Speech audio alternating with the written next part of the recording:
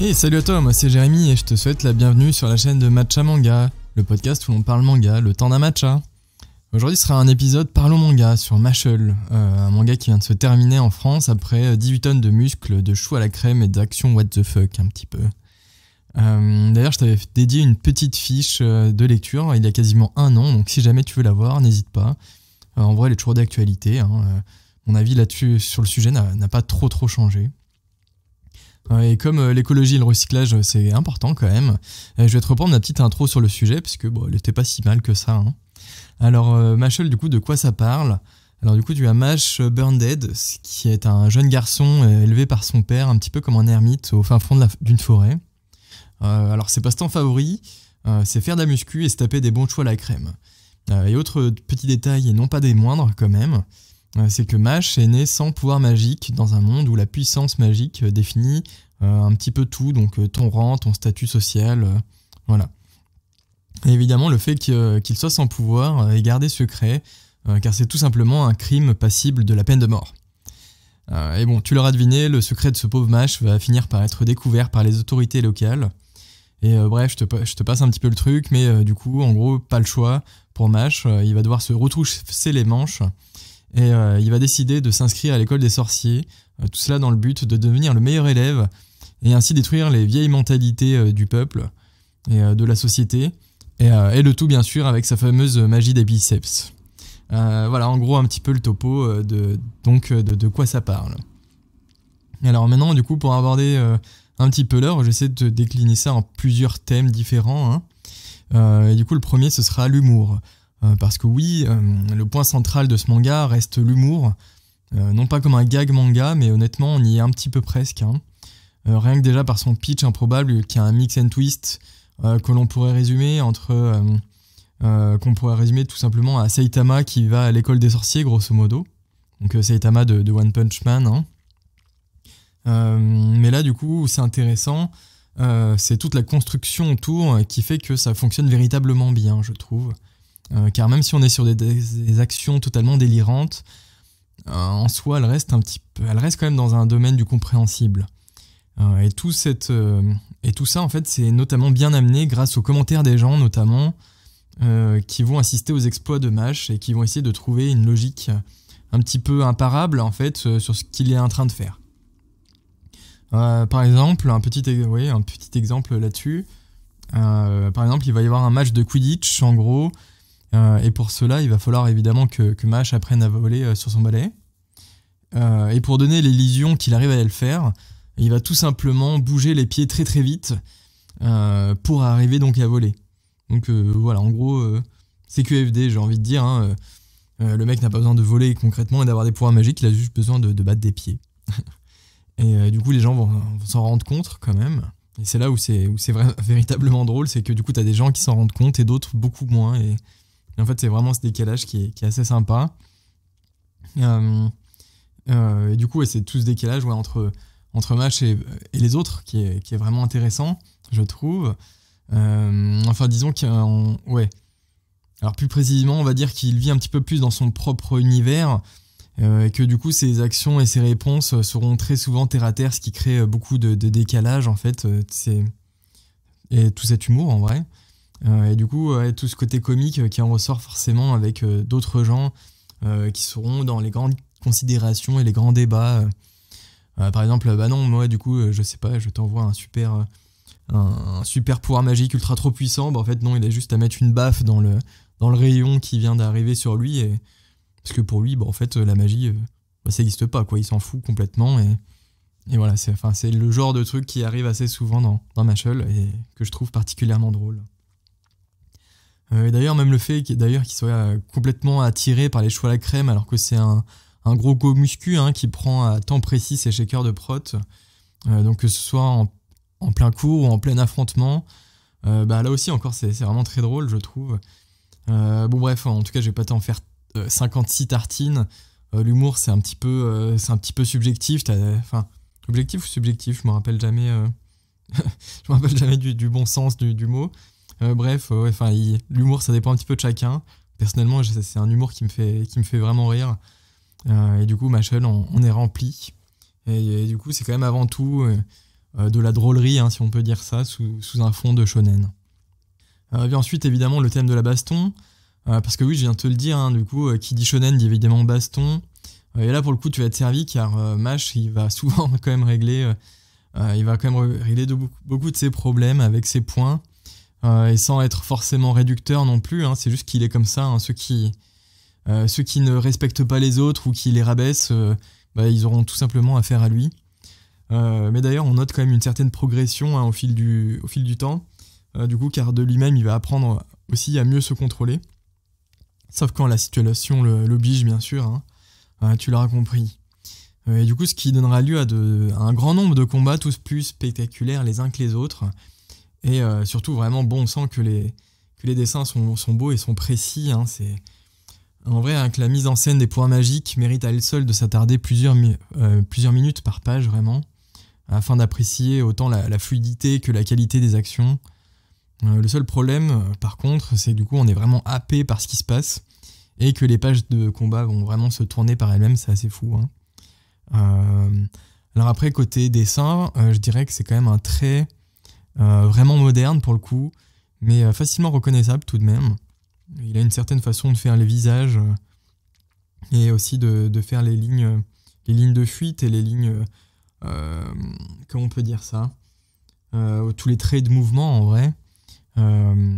Et contrairement, je sais pas moi, un Spy Family par exemple ou un Kane Banashi qui ont un dessin un petit peu, je trouve, standard et passe-partout.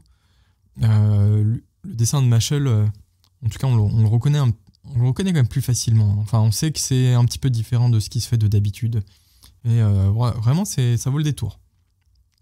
Et bien évidemment, d'ailleurs, dans les combats de Mash, on va aussi s'attendre, en fait, le moment en temps voulu étant attendu, évidemment. Du coup, il va se passer une dinguerie de sa part, ou un peu ce qu'il aura inventé pour sortir des situations mal embarquées. Limite un petit peu comme un Goku quand il était jeune, et qui utilisait des méthodes what the fuck, un petit peu comme sa queue de singe, je sais pas si tu t'en souviens, mais du coup pour pouvoir voler un petit peu à la manière d'un hélicoptère. Il avait fait ça, je sais plus, sur un tournoi des arts martiaux, il me semble, pour éviter d'atteindre le sol. Ouais, de mémoire, ouais, c'est un peu ça, mais du coup, ouais, il se passe très souvent quand même des choses totalement what the fuck avec Mash, et c'est aussi un petit peu ce qu'on attend à chacun de ces combats. Donc voilà, du coup tu auras de l'humour et de la baston dans ce manga, donc tous les deux sont bien amenés, en tout cas de mon point de vue, et passons maintenant à des points un petit peu plus négatifs, si on peut dire ça. Et en premier lieu, on va se demander du coup s'il n'y a pas un petit manque d'originalité au final, parce que du coup c'est un petit peu ce qui est souvent reproché à Mashle. Du coup ça va être ce manque d'originalité, rien que déjà le concept de base, c'est un petit peu le crossover de deux univers déjà connus. Donc tu t'auras compris, hein, donc One Punch Man avec Harry Potter, hein, évidemment. Et du coup on reste sur du shonen assez traditionnel, même si l'humour est bien présent. Et en vrai, même l'ennemi final, en vrai, tout est un petit peu cliché sur pattes. Tu retrouves beaucoup de la tradition, en gros, et des classiques. Par exemple, je sais pas, par exemple, les ennemis qui sont battus deviennent tes amis. Tu retrouves pas mal de choses de ce genre-là. Mais du coup, est-ce que c'est vraiment vrai que ça manque d'originalité? En tout cas, est-ce que moi j'ai ressenti ce manque d'originalité? Personnellement, je le tournerais un petit peu différemment, en disant qu'il a pris les codes donc, et les bases du milieu du shonen, qu'il les a bien pétris et qu'il les a remodelés pour en faire une bonne petite pâtisserie, hein, le fameux chaud à la crème. Parce que oui, pour moi, en vrai, Mashle, il n'a vraiment pas la volonté de redéfinir le game, et en plus, il ne montre pas vraiment cette prétention, là, je pense. L'auteur, à mon avis, il voulait juste proposer un truc cool et plaisant à lire, et là, tout est le sujet. Et en vrai, pour moi, ça fonctionne quand même. Il s'est arrêté peut-être un petit peu tard, avec un petit peu de longueur sur la fin, mais au-delà de ça, j'ai jamais vraiment regretté ni soupiré à la lecture d'un tome de cette série, car il y a toujours des moments qui m'ont bien fait rire, et rien que pour ça, pour moi, en vrai, ça vaut quand même le coup d'œil. Et je te rappelle bien sûr les combats qui sont assez extraordinaires, rien que au niveau pyrotechnique, par exemple. Et côté personnage secondaire, sinon ça donne un peu quoi. Et du coup là franchement je trouve c'est un petit peu plus là où le bas blesse, et pas qu'un peu.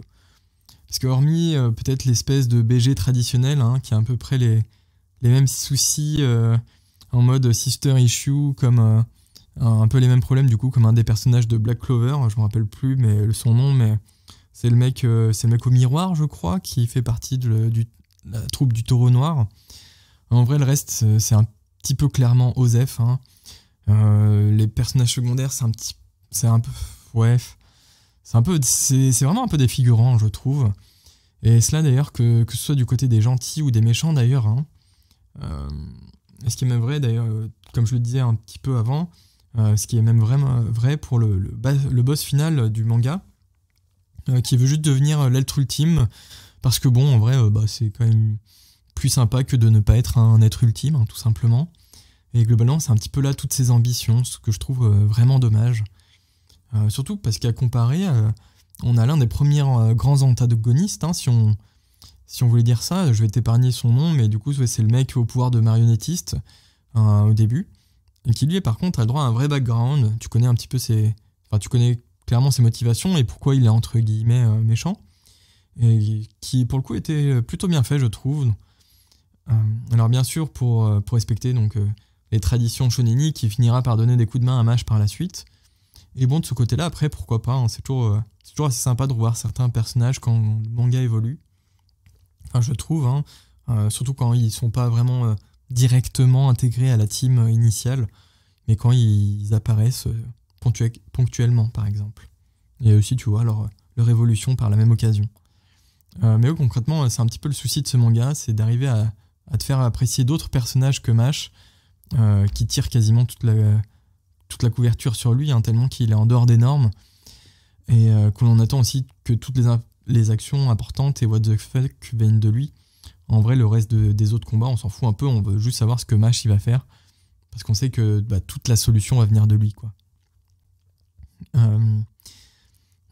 Et du coup, je vais passer sur un autre petit point. Donc, est-ce que la fin est cool, et finalement, est-ce que c'est un petit peu surprenant? Alors du coup, ouais, on va passer donc un petit peu plus vers la conclusion de ce manga, et de cette analyse surtout. Bon, je t'ai pas trop parlé des thèmes abordés, mais en vrai, on reste sur de l'assez simpliste, hein, avec par exemple la mise à l'écart, la prise de conscience de soi-même et des autres.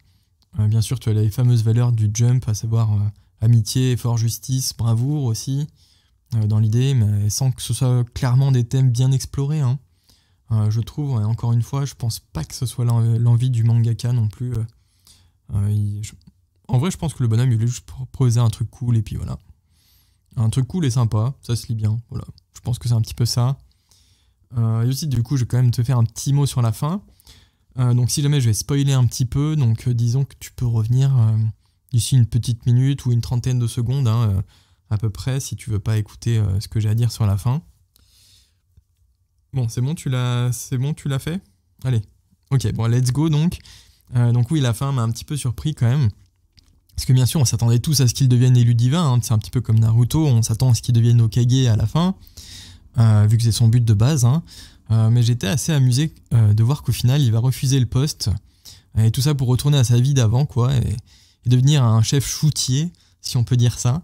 J'ai trouvé ça assez original, en tout cas. Et bien sûr, comment ne pas parler de ce retournement de situation totalement invraisemblable, hein, sur le combat final, et qui ressemble tellement à Mash, quand il va prendre carrément le continent entier pour une planche de natation, et la faire bouger avec... juste avec la force de ses jambes, hein, tout simplement. Et tout ça pour éviter l'attaque du boss ultime. En vrai, quand j'ai vu ça, j'étais vraiment sur le cul, hein. Je vais pas te mentir, ça résume tellement bien ce manga, absolument délirant, et que j'ai adoré, hein, ce genre de technique, si on peut appeler ça. C'est vraiment la cerise sur le gâteau pour finir ce manga improbable. Bon allez, enfin, un petit mot pour la fin quand même. Parce que là, je pense qu'on s'étire un petit peu sur tout ça. Alors du coup, petit mot de la fin. Donc, comment je pourrais dire ? En vrai, dans un sens, loin d'être une œuvre simpliste, je dirais que Mash, c'est un peu une ode plutôt à la simplicité. Surtout quand on voit la complexité de certains autres mangas du genre, comme on peut le voir sur Jujutsu Kaisen ou encore Undead Unluck et j'en passe. Là, t'as vraiment du concret. T'as du terre-à-terre si tu préfères. Hein. En gros, tu sais un petit peu ce que tu as, on te le sert et tu seras content. Il n'y a pas de fioriture, il n'y a pas de trucs machin. Voilà, tu sais un petit peu ce que t'as avec MASH, tu sais aussi ce que t'as pas. Un manga qui va révolutionner le game. Mais tu sais quand même que tu vas passer un bon moment. Et ça, c'est agréable, je trouve. Et en plus, ça rentre aussi dans ma ligne éditoriale de ces derniers temps, un petit peu sur le manga... comment on pourrait dire ça, le manga good vibe un petit peu, parce que tu lis ton tome et t'as le sourire, pas constamment, mais à la fin t'as quand même le sourire parce que bon, il s'est toujours passé 2-3 trucs débiles, c'est assez marrant.